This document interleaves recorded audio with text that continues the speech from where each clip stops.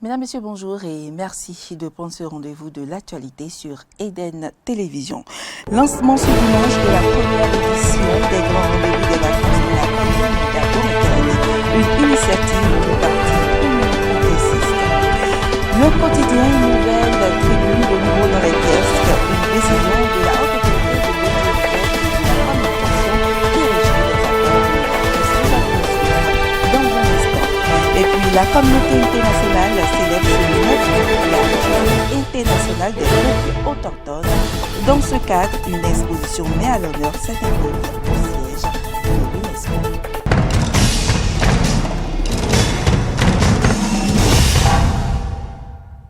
Bienvenue à toutes et à tous. Le maire de la commune d'Abo-Mécalavi a lancé ce dimanche la première édition des grands rendez-vous des vacances, une initiative du parti Union progressiste. Plusieurs disciplines compétitives sont à l'honneur dans la commune. La cérémonie la cérémonie de lancement a eu lieu sur le terrain de sport de la mairie d'Abo-Mécalavi. Suivez le compte rendu de Justin Medefodji et Fiak Voitan. Saine distraction en 7 ans de repos pour les jeunes de la commune d'Abo-Mécalavi. Telle est la priorité de la coordination communale du parti Union progressiste. Cette première édition des grands rendez-vous des vacances est l'occasion pour les responsables communaux du parti Baobab de promouvoir le militantisme à la base. Les grands rendez-vous vacances, première édition de l'Union progressiste de la commune de Calavi, ont pour objectif d'animer la vie politique du parti à la base, de mettre tout le monde ensemble, de partager les idéaux du parti, de parler de notre parti, de ses statuts, de ses textes fondamentaux, pendant que nous serons en train de nous amuser.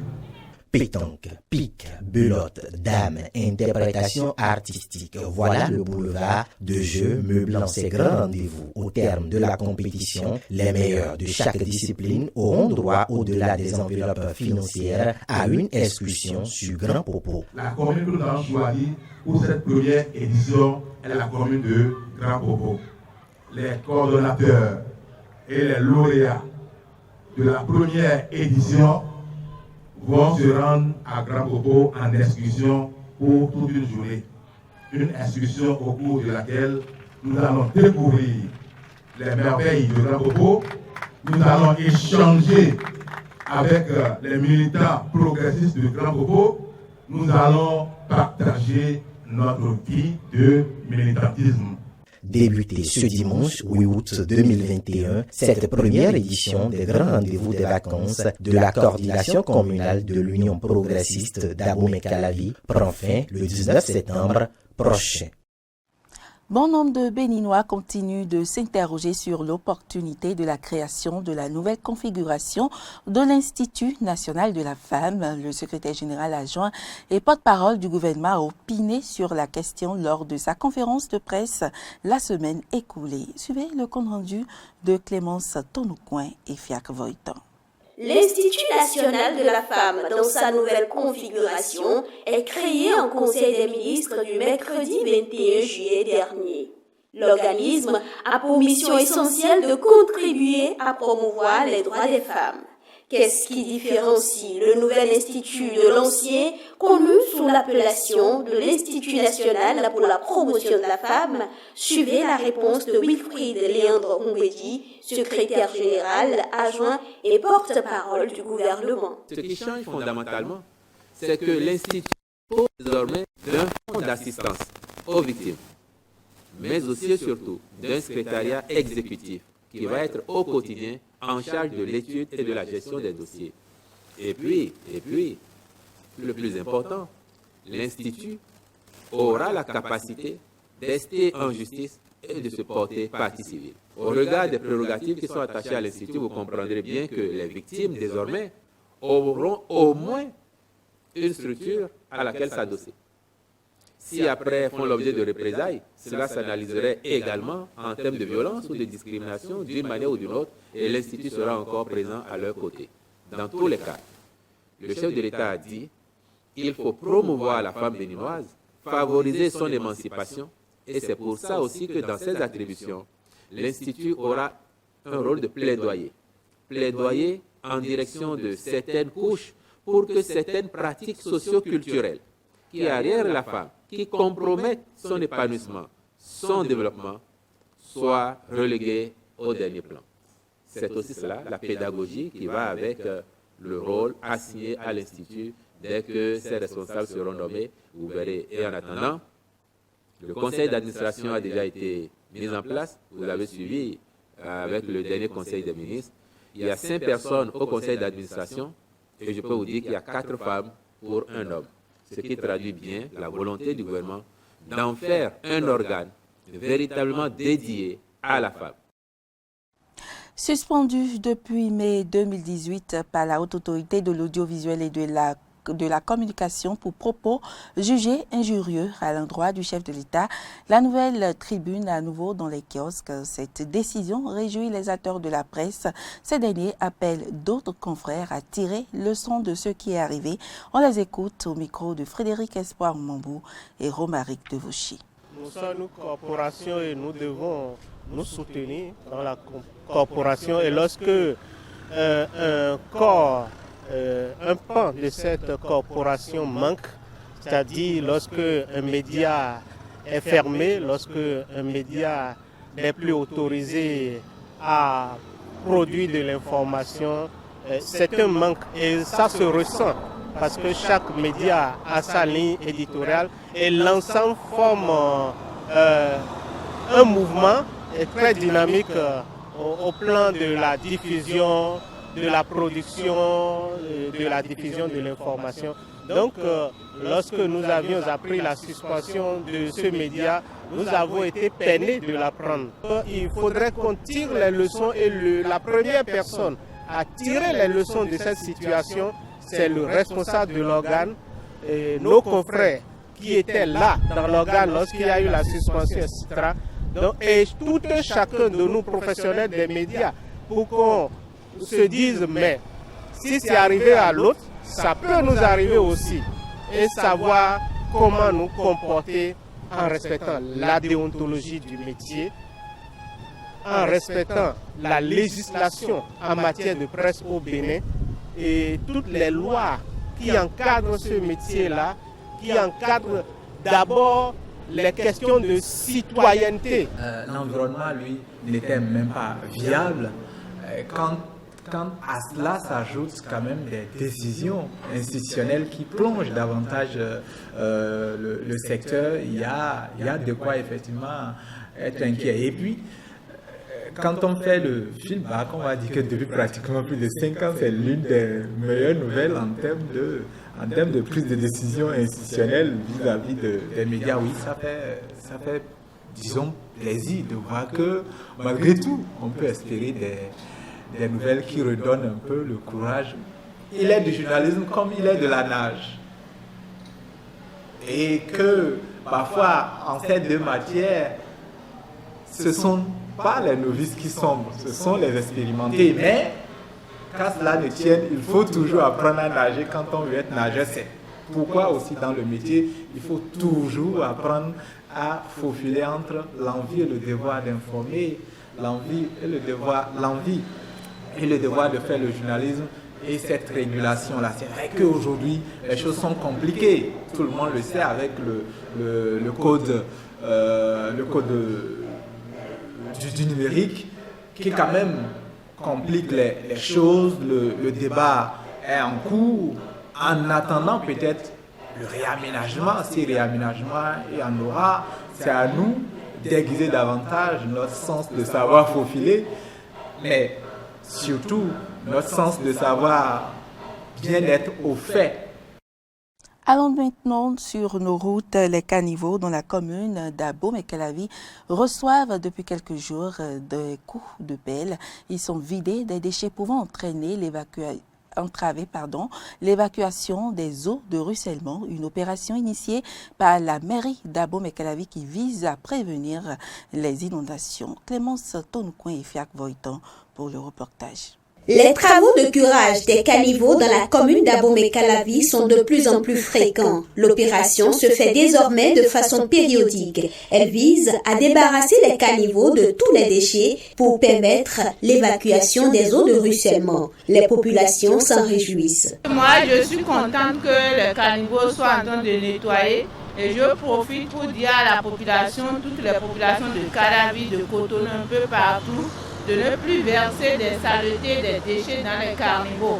Parce que c'est pas bon. On peut filtrer à la maison et jeter l'eau sale dehors. L'odeur que les caniveaux dégagent est source de maladies pour nous qui sommes au bord de ces caniveaux. Les travaux sont louables. Du côté des ouvriers commis à la tâche, on se plaint des conditions de travail. Des difficultés jalonnent l'accomplissement des travaux. Notre travail là, avant là, c'est Banabi qu'on utilise avec le curage là. Maintenant, ils ont formé un autre clé. On n'a pas maîtrisé les clés là. Pour ouvrir le truc là, avec ça c'est difficile pour nous. La clé que le mairie nous a donné maintenant pour travailler avec ça, là, ça ne peut pas ouvrir les abaissements. Ça ne peut pas. Parce que les dialectes c'est lourd. Puisque les clés même, et les dialectes petits là, il y a des camions qui passent sur ça. Et c'est difficilement que ça sort. Démarrés en début de semaine, les travaux sont répartis par zone et prennent actuellement en compte l'axe Carrefour-Arconville à Kassato. Rendons-nous maintenant dans le département du Koufo où le nouveau nonce apostolique près le Bénin et le Togo était en visite en fin de semaine écoulée à Lokossa.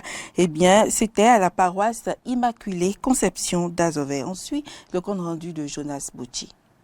Ils sont venus des 4 doyennés catholiques du département du Koufo pour accueillir ce jeudi 5 août 2021 à la paroisse Immaculée Conception d'Azové le tout nouveau nonce apostolique près le Bénin et le Togo. Reçu par le préfet du Koufo et le curé de la paroisse, Monseigneur Marc Gérald Miles a été conduit dans la cour de l'église où l'attendaient les fidèles catholiques, curieux de voir ce représentant du pape qui effectuait sa première visite pastorale dans le Koufo. Il fut ensuite introduit dans l'église pour les rites, rituels et autres solennités de l'accueil. Un accueil qui s'était déroulé à la grande satisfaction du préfet et des responsables ecclésiaux. Non mais ça ne peut que sentiment de joie, de grande satisfaction et surtout de foi dans le Seigneur. Parce que quand le nonce est là, c'est comme si le pape est là. Le nonce est l'ambassadeur du pape. Et quand le nonce arrive dans un pays, en particulier dans un diocèse, c'est une joie. Parce qu'ils apportent la paix du Seigneur, la paix du pape. C'est un prélat que nous recevons, c'est l'ambassadeur du Vatican près le Bénin et le Togo. Il doit être là. Il marque la présence du gouvernement. Je voudrais qu'il prie pour nous, pour tout le Bénin. Il prie pour le Koufo. Nous voulons la paix. Et lorsque nous voulons la paix, nous avons besoin de nous rapprocher de ceux qui sont plus proches de Dieu que nous. La plupart nous demandent de prier pour nous. Cet accueil fut aussi l'occasion pour le nonce de vivre en si peu de temps la foi, la générosité et la solidarité du peuple adja. J'ai touché la joie, la foi et la générosité de la solidarité ici dans la communion de la diocèse de Lokossa. Pour moi, c'est un grand privilège pour porter à vous la bénédiction de Saint-Père. C'est un grand privilège pour moi de transmettre la bénédiction de Saint-Père. Merci à vous et les autorités politiques qui sont ici. Je vraiment voudrais remercier aussi. Merci à tous. Étaient également présents à cet accueil du nonce des dignitaires des religions endogènes. Leur présence s'inscrit dans une logique de dialogue interreligieux, à en croire le préfet. Il y a un dialogue interreligieux. Vous savez, tout à l'heure, au sein de l'église, le curé a parlé des religions endogènes. Il dit que les gens communiquent entre eux pour que la paix soit. Que la paix soit pour toujours. Créé en 1968, le diocèse de Lokossa a connu 3 évêques et est en pleine expansion malgré l'invasion des églises évangéliques de 1968 à 2018. Soit en 50 ans d'existence, le diocèse de Lokossa est passé de 3 à 9 doyennés, de 11 paroisses à 57, de 8 prêtres autochtones à 172 et de 8 religieuses à 132 religieuses autochtones. Hors du Bénin, la communauté internationale célèbre ce 9 août la journée internationale des peuples autochtones. Depuis un mois, une exposition met à l'honneur certains peuples souvent méconnus au siège de l'UNESCO. Ouch de l'extrême-orient russe aux tribus éthiopiennes, accrochées sur les grilles du siège de l'UNESCO, une ronde pittoresque de portraits nous emmène dans les endroits les plus reculés du globe. Des centaines de visages, des regards différents portés sur l'objectif. Les représentants des peuples autochtones sont immortalisés dans leurs habits traditionnels, un symbole fort pour des cultures souvent menacées de disparition.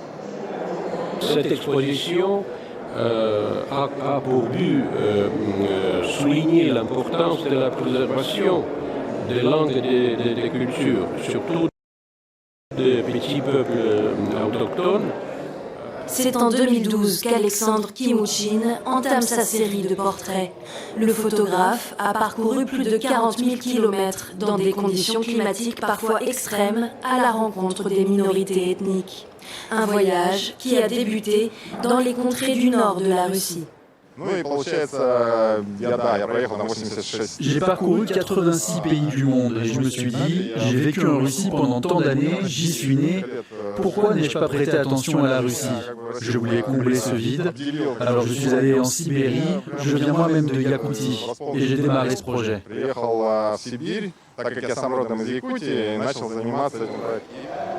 Ce ne sont que quelques dizaines de visages parmi ceux des 476 millions de personnes appartenant au peuple autochtone, enregistrés dans 90 pays et représentant pas moins de 6,2% de la population mondiale. Pour ces communautés menacées d'extinction, Alexandre Kimouchine espère déclencher une prise de conscience de la communauté internationale, une exposition en forme d'hommage aux peuples indigènes, à leur culture et leur droit à l'autodétermination. En Allemagne, la campagne pour des élections fédérales du 26 septembre bat son plein. La droite conservatrice, par favorite, talonnée par l'évêque, qui lance le premier grand meeting ce lundi. Le parti écologiste est au centre de l'attention médiatique avec une présidente controversée et ambitieuse. Le scrutin pourrait être bouleversé après les récentes inondations survenues dans le pays. Un sourire crispé pour masquer l'ampleur d'une grande tâche, tenter de succéder à Angela Merkel. Il y a plus de 3 mois, Annalena Baerbock, 40 ans, était désignée candidate à la chancellerie pour les Verts, la seule femme à tenter l'aventure. Les écologistes ont accordé leur confiance à une élue, alors pourtant en difficulté. Merci beaucoup pour ce résultat incroyable, merci pour ce vent arrière. Surtout après le vent contraire de ces dernières semaines, où nous, et surtout moi, avons commis des erreurs qui m'ont beaucoup agacé. Et là, de sentir votre entière solidarité. Annalena Baerbock, juriste de formation et coprésidente du parti, essaie désormais depuis quelques semaines de redorer son image après ses déboires avec la presse allemande. La spécialiste du droit international est pointée du doigt pour ne pas avoir déclaré des primes défiscalisées versées par son parti et d'avoir menti sur quelques lignes de son CV. Elle prétendait notamment avoir été à la tête du bureau bruxellois d'une eurodéputée de 2005 à 2008, alors qu'elle n'a obtenu des responsabilités qu'à la fin de l'année 2006. Enfin, la candidate des Verts est également accusée de plagiat à propos de certains passages de son livre, un essai autobiographique. Annalena Baerbock, défendue publiquement par le porte-parole de son parti, souhaite désormais rebondir après avoir perdu jusqu'à 9 points dans les sondages. Depuis les violentes inondations qui ont endeuillé l'Allemagne, le débat politique s'est recentré sur le climat, une aubaine pour la prétendante à la chancellerie. Le gouvernement fédéral a une responsabilité ici. Lorsque les catastrophes frappent plusieurs régions, les capacités de secours, hélicoptères, équipements spéciaux doivent être coordonnées afin que l'aide puisse être apportée là où elle est nécessaire. Les Verts n'ont pas hésité à reprocher à leur adversaire politique leur gestion de la catastrophe naturelle. Le Parti écologiste souhaite aujourd'hui afficher sourire et ambition via leur nouveau site internet. Un plan en 10 points est proposé avec la future création d'un ministère dédié au climat. Nous sommes également confrontés à une décision clé, à savoir avoir l'opportunité historique d'utiliser la prochaine décennie pour construire une prospérité respectueuse du climat pour les générations futures. Selon les derniers chiffres de l'Institut de sondage INSA, les Verts sont désormais en 2e position, 8 points derrière la CDU-CSU, première force politique outre-Rhin. Le jeu des alliances des prochains députés élus au Parlement allemand pourrait bien permettre à Annalena Baerbock d'occuper quoi qu'il arrive une place de choix dans cette Allemagne post-Merkel. Et ce sera tout pour cette édition. Merci pour l'attention. À demain.